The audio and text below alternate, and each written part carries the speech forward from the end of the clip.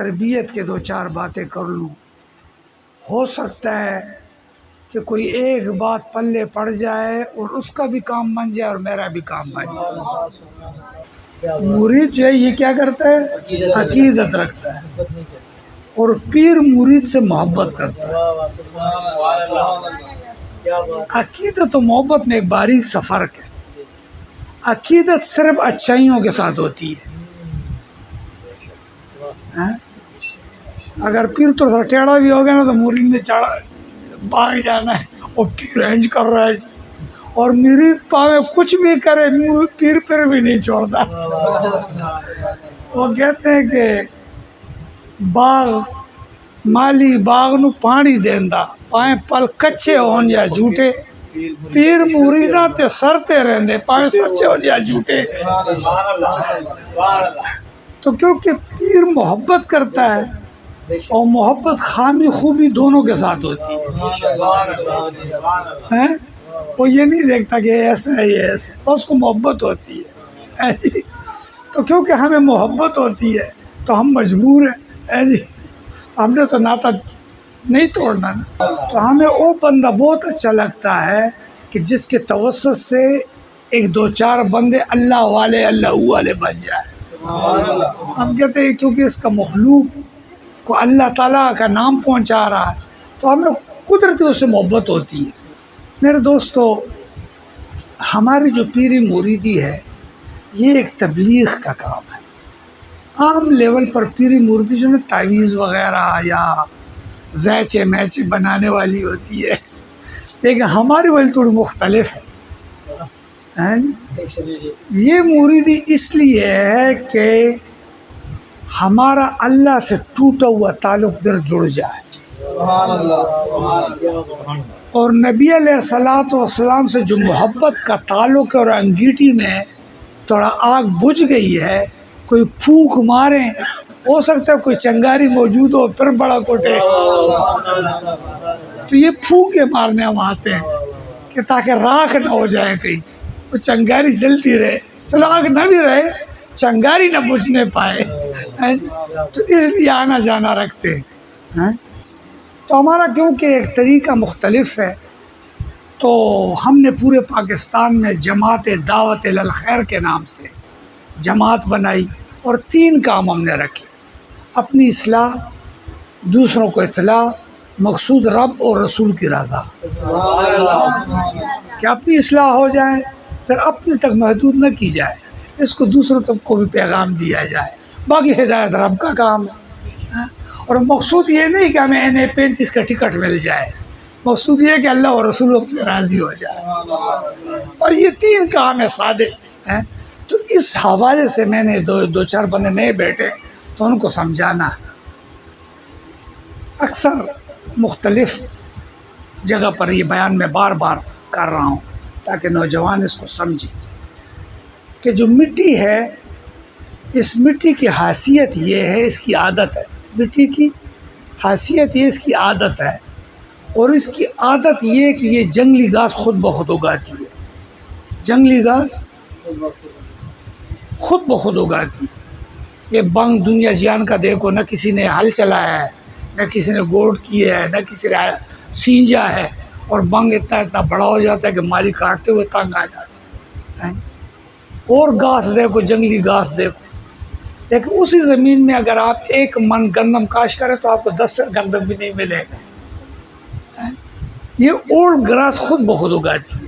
نہ ہل کی ضرورت، نہ تخم کی ضرورت، نہ یوریا کی ضرورت، نہ محنت کی ضرورت، نہ مالی کی ضرورت. یہ خود بخود اگاتی ہے.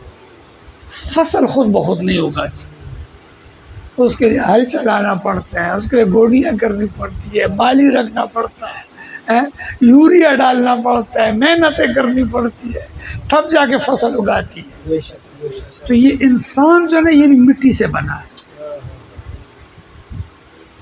یہ بھی ہاں، اس میں بھی جو جنگلی گھاس ہے نا، وہ خود بخود اگتی ہے. اس کا استاد نہیں ہے، اس کی اکیڈمی نہیں ہے، اس کو کوئی انسٹرکٹر نہیں ہے. ماشاءاللہ 5 سال کے بچے نے سب کچھ پتا ہے جی. چونکہ یہ مٹی ہے، اس کی خاصیت ہے کہ یہ اوڑ گراس خود بخود اگاتی ہے، اس کے لیے محنت کی ضرورت نہیں پڑتی، اس کے لیے کوشش کی ضرورت نہیں پڑتی. یہ مٹی کی عادت ہے کہ یہ اوڑ گراس جنگلی گھاس خود بخود اگاتی ہے اور فصل کے لیے محنت کرنی پڑتی ہے. تو بس یہ وجود کو بھی اپلائی کرو آپ زمین پہ، مٹی پہ، کہ اسی طرح وجود کا بھی مسئلہ ہے کہ اس میں اگر تقوی کا فصل اگانا ہو تو محنت کرنی پڑتی ہے. اس میں اگر کسی نیکی کا فصل اگانا ہو تو خود بخود نہیں اگتا کہ بس دعا کرے گا پیر صاحب تو ماشاء اللہ لے لے آتے ہوئے باغ ہو جائیں گے. نہیں، محنت مٹی کی عادت ہے، مٹی کی عادت ایسی ہے. اب وہ اپنے نیچر سے تو نہیں ہٹ سکتی نا، اس کی جو نیچر ایسی ہے کہ یہ اچھے فصل کے لیے محنت مانگتی ہے اور گراس کے لیے محنت نہیں. اب جو بات سمجھانا چاہتے ہیں، اب محنت بھی آپ نے کر لی، ہل بھی چلا دیا، یوریا بھی ڈال دیا، پانی بھی ڈال دیا، فصل بھی کاشت دی. اب فصل جب اگاتا نا ساتھ ہی جنگلی گھاس بھی کچھ اگاتا، اس کے باوجود بھی تو پھر مالی کیا کرتے، وہاں گوڑی کرتے اور جو جنگلی گھاس ہے نا وہ فصل سے نکالتے کہ پانی میں دے رہا ہوں فصل کو فائدہ ملے گا اوڑ گراس کو، کیونکہ زمین کی عادت ہے، اس کو تو اس نے اگانا ہے. تو سینچی ہوئی زمین ہے، وہ تو یوریا والی زمین ہے. جب بغیر محنت کے اوڑ گراس کو اگاتی ہے تو یہاں تو محنت ہوئی ہے. اب وہ جو اوڑ گراس ہوتا ہے، جنگلی گھاس ہوتا ہے، یہ فصل پہ غالب آتا ہے، یہ فصل پہ غالب آتا ہے. تو پھر ہوشیار لوگ کیا کرتے، مالی رکھتے ہیں، کیا کرتے ہیں کہ یہ اوڑ گراس کو نکالے، کیونکہ پانی دے رہے ہو فصل کو، فائدہ پہنچ رہا ہے جنگلی گھاس کو، یوریا ڈال رہے ہو فصل کو، فائدہ پہنچ رہا ہے اوڑ گراس کو. وہاں جو عادت جو ہوئی، نیچر جو ہوئی، یہ اپلائی کرے اپنے وجود پر. اس کے لیے رکھا جاتا ہے مرشد. وہاں مالی یہ کام کرتا ہے، یہاں مرشد یہ کام کرتا ہے کہ فصل تو اگ رہا ہے، ساتھ اوڑ گراس بھی اگ رہا ہے. اب جتنا بھی یہ نماز پڑھے، تسبیحات کرے، اب ادھر ذکر ہو رہا ہوگا اور یوں کر رہا ہوگا کہ کیا کر رہے ہیں، اوڑ گراس بھی ساتھ ساتھ اگتا ہے. اب پیر کا کام کیا ہوتا ہے، تاکہ اوڑ گراس نکالے، تاکہ فائدہ صرف فصل کو مل جائے، وہ فصل اکیلا ہو جائے، کیونکہ وہ فصل کو تقویت نہیں دیتا اوڑ گراس، اس کو پنپنے نہیں دیتا، اس کو ترقی نہیں دیتا. تو یہ پیر مریدوں پر اس لیے کرتا کہ فصل تو کاشت کر لیے، کہیں اوڑ گراس اس کو ضائع نہ کر دے، ضائع نہ کر دے. اب اگر مالک جو ہے نا، مالک کو زمین پٹے پر ہی نہ دے کہ میرا اپنا کام ہے جی، تو اسی گوڑی نہیں کرو گے، آئے فصل آئے. اب پھر مالی بیچارے کیا کرے. تو اب ایک بندہ پیر کے پاس آئے ہی نہ، پیر کو اپنا جان سپرد ہی نہ کرے، تو وہ بیچارہ کیا کرے پھر، وہ تو اوڑ گراس نہیں نکالے گا، وہ غالب ہی آئے گا.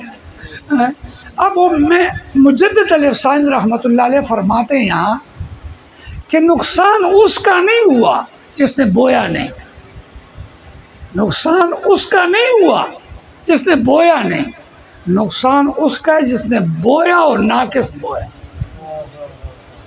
اس نے تو ہل نہیں چلایا نا، اس نے تو گوڈی نہیں کی، اس نے یوریا نہیں دیا ہے، تو اس کا تو کم از کم محنت تو نہیں کی ہے نا. لیکن نقصان تو اس کا جو محنت بھی کرے، گوڈیاں بھی کرے، پھر بھی فصل نہ ملے.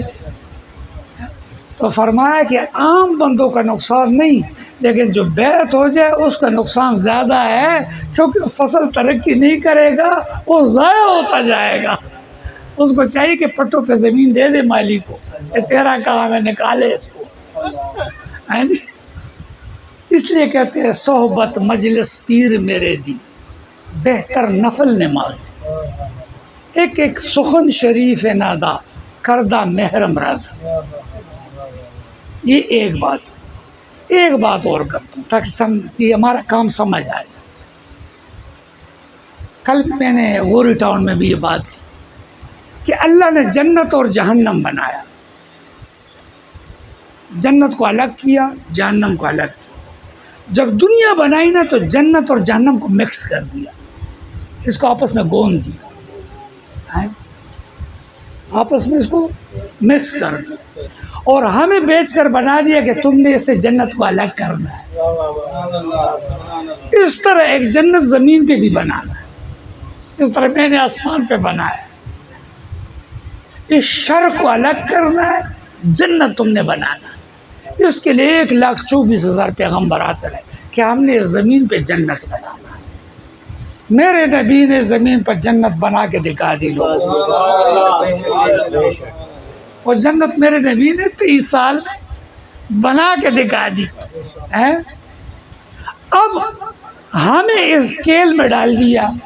اب فرض کا ہم جنت نہ بھی بنا سکے، یہ ثاقب کو بات بتا رہا ہوں، فرض کا ہم جنت نہ بھی بنا سکے کہ مانا کہ تیری زمین کو گلشن نہ کر سکے، ہم کچھ کانٹے تو ہٹا دیے گزرے جدھر سے ہم، چلو ہم جنت نہ بنا سکے، اس کوشش میں تو شامل ہیں جو جنت بنانے والے ہیں.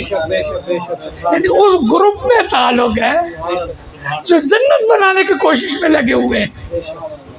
اس گروپ سے تعلق نہیں ہے جو جہنم بنا رہے ہیں.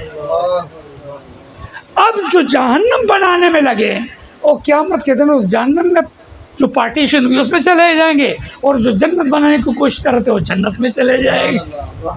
ایک آسان سا ایک مسئلہ ہے جو سمجھ آ جائے جنت اور جہنم کا. بس ہر بندہ دیکھے میں کیا بنا رہا ہوں، میں کون سے کھیل میں شامل ہوں. تو اگر اس خیر والے گروپ میں آ گئے یا اللہ والوں کے گروپ میں آ گئے، جنت نہ بھی بنا سکو، انشاءاللہ جنت بنانے والوں کے گروپ میں شامل ہو. اے میرے دوستو، یہ جو ہمارا رشتہ ہے، جو ہمارا تعلق ہے، یہ اسی چیز کے لیے کہ ہم اس جنت بنانے کی کوشش میں لگ جائیں. نہ ہو سکے ہم کوشش کرتے رہیں، انشاءاللہ اللہ کریم اس جماعت میں ہمیں اٹھا دے گا جو جنت بنانے کی کوشش میں لگے.